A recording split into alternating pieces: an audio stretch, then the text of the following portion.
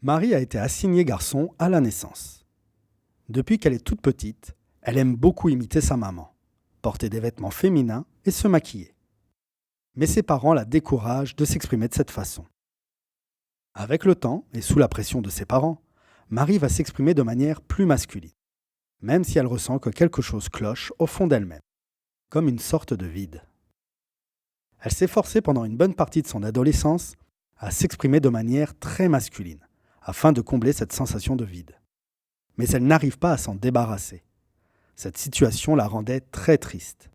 Elle n'arrivait pas à sortir de sa mélancolie et de son incompréhension, et ça lui faisait beaucoup de peine.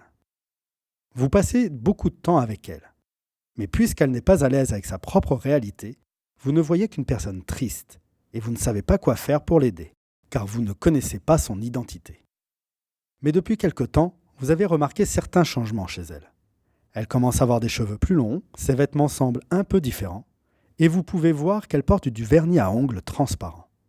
Un soir, elle vous demande de venir chez elle, alors que ses parents ne sont pas encore rentrés.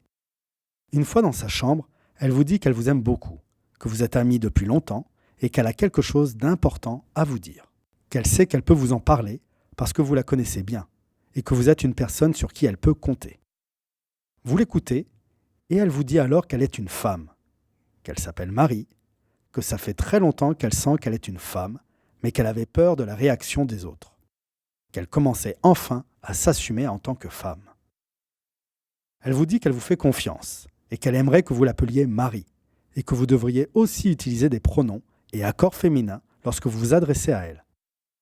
Elle sait que ça va vous prendre un certain temps avant que vous soyez habitué, mais elle sait aussi que vous êtes une bonne personne et que vous allez faire de votre mieux. C'est à ce moment que vous avez enfin compris qui Marie était réellement. Ce n'était pas un homme cis, mais bel et bien une femme trans.